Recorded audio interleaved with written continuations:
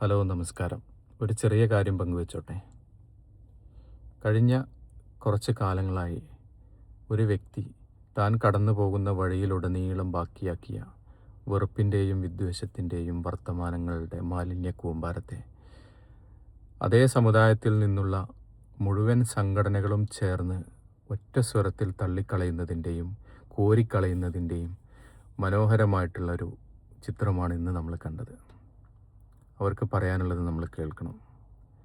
വെള്ളാപ്പള്ളി നടേശൻ എന്ന ഒരു വ്യക്തി കഴിഞ്ഞ ഏതാനും കാലങ്ങളായി കിട്ടുന്ന വേദികളിലും പ്രസംഗപീഠത്തിലും വാർത്താമാധ്യമങ്ങൾക്ക് മുൻപിലും നടത്തിക്കൊണ്ടിരിക്കുന്ന യാതൊരു അടിസ്ഥാനവുമില്ലാത്ത കുപ്രചാരണങ്ങളും വിധ്വംസക വർത്തമാനങ്ങളും വെറുപ്പിൻ്റെ 1000 വാക്കുകളും അതേ സമൂഹത്തിൽ നിന്നുള്ള ആളുകൾ തന്നെ തള്ളിക്കളയുന്നതിൻ്റെയും എതിർത്ത് രംഗത്ത് വരുന്നതിൻ്റെയും കാഴ്ചയാണ് ഇന്ന് നമ്മൾ കണ്ടത്. നമുക്കതൊന്ന് കേട്ടു നോക്കാം. അദ്ദേഹം ഈ SNDP യോഗത്തിൻ്റെയും SNDSൻ്റെയും നേതൃസ്ഥാനത്തേക്ക് വരുന്നതിന് മുൻപ് അദ്ദേഹം നടത്തിക്കൊണ്ടിരുന്ന ചില വ്യവസായങ്ങളുണ്ട്. ആ വ്യവസായങ്ങളുടെ ഒരു സംസ്കാരമാണ്. ആ വ്യവസായം എന്താണെന്ന് ഞാനിപ്പോൾ അങ്ങോട്ട് പറയുന്നില്ല. അദ്ദേഹം ഇതിനു മുമ്പ് നടത്തിക്കൊണ്ടിരുന്ന വ്യവസായങ്ങൾ അറിയാമല്ലോ, നിങ്ങൾക്കെല്ലാം അറിയാമല്ലോ. ആ വ്യവസായത്തിന് പറ്റിയ യോജിച്ച ഒരു ശൈലിയായിരുന്നു.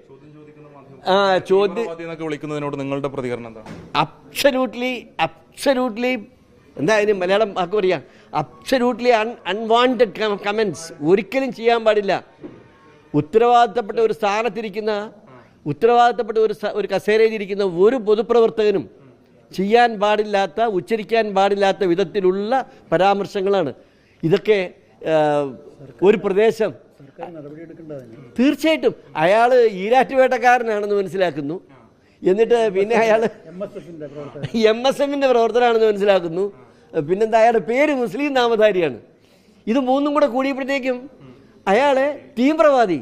അതിന് ഭാഷാ പണ്ഡിതൻ്റെ പിറ്റേ ദിവസം ആയപ്പോഴത്തേക്കും അദ്ദേഹത്തിൻ്റെ ഭാഷാ പാണ്ഡിത്യം വർദ്ധിച്ചു. പിറ്റേ ദിവസം അതിന് അദ്ദേഹം ഒരു വ്യാഖ്യാനം കൊടുത്ത കേട്ടില്ലേ? തീവ്രവാദം എന്ന് പറഞ്ഞു കഴിഞ്ഞാൽ വാദം തീവ്രമായിട്ട് പറയുന്നവെന്നല്ലേ പറഞ്ഞുള്ളൂ ഞാൻ, അല്ലാതെ ഞാൻ അയാളെ പറ്റി ദുഷിച്ചൊന്നും പറഞ്ഞില്ല എന്ന് പിറ്റേ ദിവസം ആയപ്പോഴത്തേക്കും അദ്ദേഹത്തിന് ബുദ്ധി കൂടുതൽ വർദ്ധിച്ച് ഒരു വ്യാഖ്യാനം, ഒരു ഭാഷാ പണ്ഡിതൻ്റെ സാമർഥ്യത്തോട് കൂടിയിട്ട് അദ്ദേഹം ഒരു പുതിയ വ്യാഖ്യാനം കണ്ടുപിടിച്ചുകൊണ്ട് വരുന്നത് കണ്ടു. ഇതൊക്കെ സ്വയം പരിഹാസ്യമായാൽ ഈ ലെവലിലേക്കെങ്കിലും പോകാതിരിക്കാൻ ശ്രമിക്കണം എന്ന് മാത്രമേ എനിക്ക് അദ്ദേഹത്തോട് പറയാം. അങ്ങ് മുസ്ലിം ലീഗിനെയൊക്കെ തന്നെയാണ് അദ്ദേഹം തുടർച്ചയായിട്ട് കടന്നാക്രമിക്കുന്നത്. അങ്ങ് മുസ്ലിം ലീഗിന്റെ CHനെ പോലെയുള്ള നേതാക്കൾ ഉൾപ്പെടെ ഹർശങ്കർ ഉൾപ്പെടെ മന്ത്രിയായിരുന്ന സമയത്ത് സഹായിച്ച കാര്യങ്ങളൊക്കെ തന്നെ ചൂണ്ടിക്കാണിച്ചാണ് ഓർമ്മപ്പെടുത്തൽ നടത്തിയത്. തീർച്ചയായിട്ടും അതെ. അതായത് വെള്ളാപ്പള്ളി നടേശൻ്റെ ഇന്നത്തെ എല്ലാ വ്യവസായ വളർച്ചയുടെയും അടിസ്ഥാന കാരണം പരിശോധിച്ചാൽ അദ്ദേഹത്തിൻ്റെ ബാർ വ്യവസായം. ഈ ബാർ വ്യവസായത്തിന് കിട്ടിയ മുഴുവൻ പണവും ശ്രീനാരായണ പ്രസ്ഥാനങ്ങളിൽ നിന്നും തട്ടിയെടുത്തതാണ്. അതായത് SN കോളേജുകളുടെ നിയമനങ്ങളിൽ നിന്നും തട്ടിയെടുത്തതാണ്. ഈ SN കോളേജുകളെല്ലാം ഉണ്ടാക്കാൻ കാരണമെന്ന് പറയുന്നത് R. ശങ്കറാണ്. ഈ R. ശങ്കറെ കേരളത്തിൻ്റെ നിയമസഭയിലേക്ക് എത്തിക്കാൻ ഏറ്റവും കൂടുതൽ സഹായിച്ചത് മുസ്ലിം ലീഗാണ്.